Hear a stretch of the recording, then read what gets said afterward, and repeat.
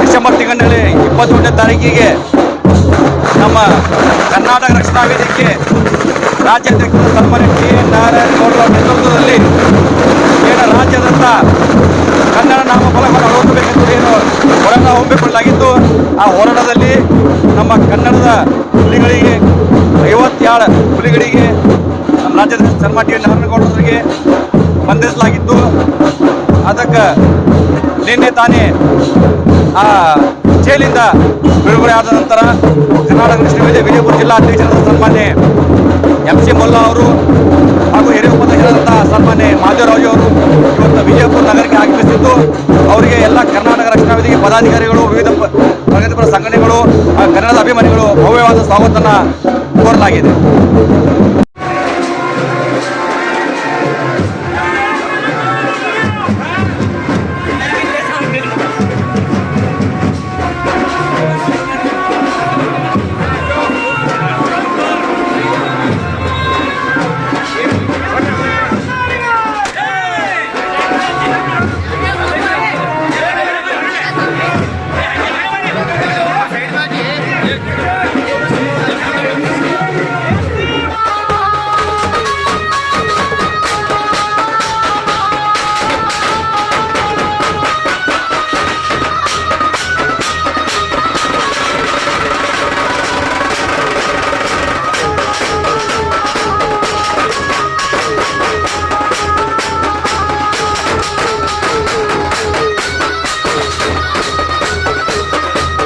ತಮಗೆಲ್ಲರಿಗೂ ಗುರುತಿದ್ದ ಹಾಗೆ ಕರ್ನಾಟಕ ರಕ್ಷಣಾ ವೇದಿಕೆ ರಾಜ್ಯಾಧ್ಯಕ್ಷರಾದ ಸನ್ಮಾನ್ಯ ಶ್ರೀ ಟಿ ಎನ್ ನಾರಾಯಣಗೌಡರ ನೇತೃತ್ವದಲ್ಲಿ ಹಮ್ಮಿಕೊಂಡಂಥ ಕನ್ನಡ ನಾಮಫಲಕದ ಕಡ್ಡಾಯ ವಿಷಯವನ್ನಾಗಿ ನಾವು ಎಲ್ಲ ಬೆಂಗಳೂರಿನಲ್ಲಿ ದೊಡ್ಡ ಹೋರಾಟ, ಐತಿಹಾಸಿಕ ಹೋರಾಟವನ್ನು ಹಮ್ಮಿಕೊಂಡಿದ್ದಾಗಿತ್ತು.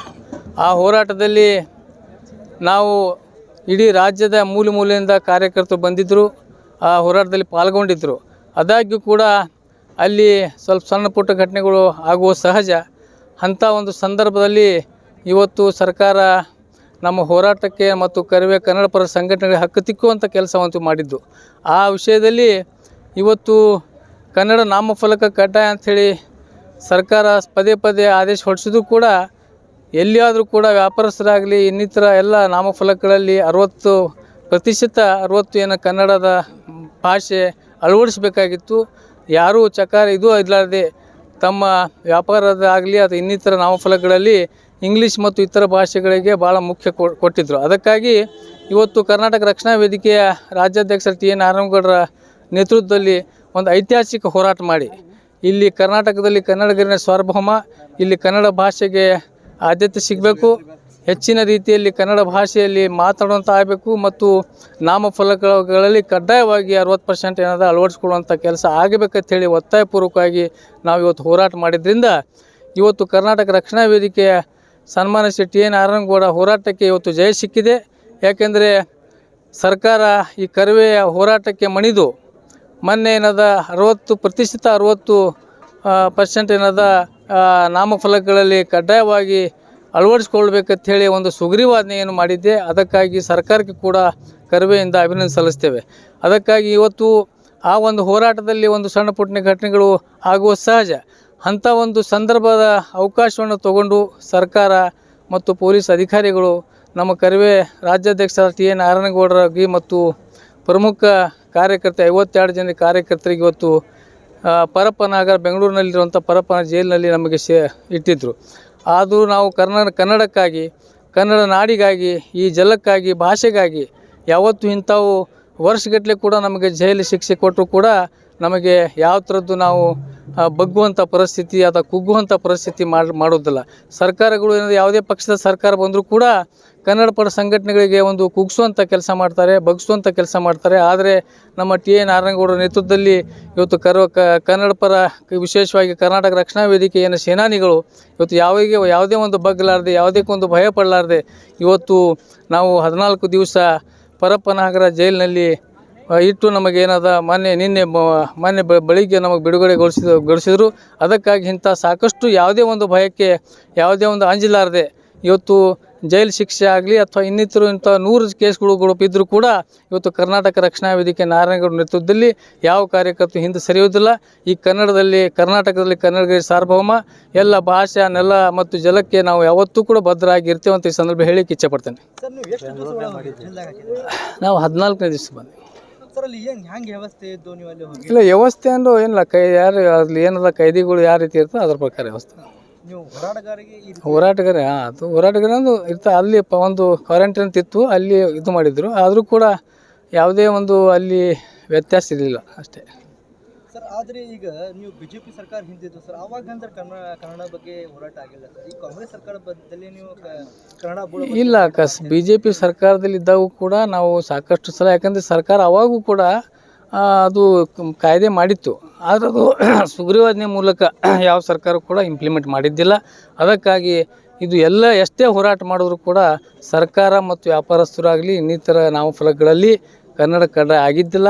ಈಗ ಮೊನ್ನೆ ನಮ್ಮ ಕರ್ನಾಟಕ ರಕ್ಷಣಾ ವೇದಿಕೆಯ ಎಲ್ಲ ನಮ್ಮ ರಾಜ್ಯಾಧ್ಯಕ್ಷ TN ನಾರಾಯಣಗೌಡ ನೇತೃತ್ವದಲ್ಲಿ ಒಂದು ಐತಿಹಾಸಿಕ ಹೋರಾಟ ಮಾಡಿ ಸಾವಿರಾರು ಕಾರ್ಯಕರ್ತರು ಬೆಂಗಳೂರು ನಗರದಲ್ಲಿ ಕೂಡಿ ಆ ಜಾಗೃತಿ ಒಂದು ಅಭಿಯಾನ ಮೂಡಿಸುವಂಥ ಕಾರ್ಯ ಇವತ್ತು ಮಾಡಿದ್ದಾಗಿದೆ. ಅದಕ್ಕಾಗಿ ಇವತ್ತು ಸರ್ಕಾರ ಕೂಡ ನಮ್ಮ ಹೋರಾಟಕ್ಕೆ ಇವತ್ತು ಮಾನ್ಯತೆ ಕೊಟ್ಟು ತಕ್ಷಣವಾಗಿ ಸುಗ್ರೀವಾಜ್ಞೆ ಕೂಡ ಜಾರಿ ಮಾಡಿದೆ. ಅದಕ್ಕಾಗಿ ಸರ್ಕಾರಕ್ಕೆ ಕೂಡ ನಾನು ಅಭಿನಂದಿಸ್ತಾ ಇದ್ದೇನೆ. ನಮ್ಮ ಕರ್ನಾಟಕ ರಕ್ಷಣಾ ವೇದಿಕೆಯ ಹೋರಾಟಕ್ಕೆ ಜಯ ಸಿಕ್ಕಿದೆ. ಅದಕ್ಕಾಗಿ ನಾವು ಕೂಡ ಎಲ್ಲರೂ ಕೂಡ ಖುಷಿಯಾಗಿ ಇವತ್ತು ವಿಜಯೋತ್ಸವನ ಆಚರಿಸ್ತಾ ಇದ್ದೇವೆ. ಅದ್ರ ಜೊತೆಗೆ ಇವತ್ತು ನನ್ನ ಕರ್ನಾಟಕ ರಕ್ಷಣಾ ವೇದಿಕೆಯ ಎಲ್ಲ ಪದಾಧಿಕಾರಿಗಳು, ಕಾರ್ಯಕರ್ತರು ಮತ್ತು ವಿಶೇಷವಾಗಿ ವಿವಿಧ ಸಂಘಟನೆಗಳ ಮುಖಂಡರುಗಳು ಮತ್ತು ನನ್ನ ಕನ್ನಡದ ಅಭಿಮಾನಿಗಳು ಕೂಡ ಇವತ್ತು ಬಂದು ವಿಜಯಪುರ ರೈಲ್ವೆ ನಿಲ್ದಾಣದಲ್ಲಿ ಬಂದು ಇವತ್ತು ಭವ್ಯವಾದಂಥ ಸ್ವಾಗತ ಮಾಡಿದ್ದಾರೆ. ಅದಕ್ಕಾಗಿ ತಮ್ಮೆಲ್ಲರಿಗೂ ನನ್ನ ಕರವೆಯಿಂದ ವಿಶೇಷವಾಗಿ ಕರ್ನಾಟಕ ರಕ್ಷಣಾ ವೇದಿಕೆ ರಾಜ್ಯಾಧ್ಯಕ್ಷರ ಪರವಾಗಿ, ನಮ್ಮೆಲ್ಲರ ಪರವಾಗಿ ಅವರಿಗೂ ಕೂಡ ನಾನು ಅಭಿನಂದನೆ ಸಲ್ಲಿಸ್ತಾ ಇದ್ದೀನಿ.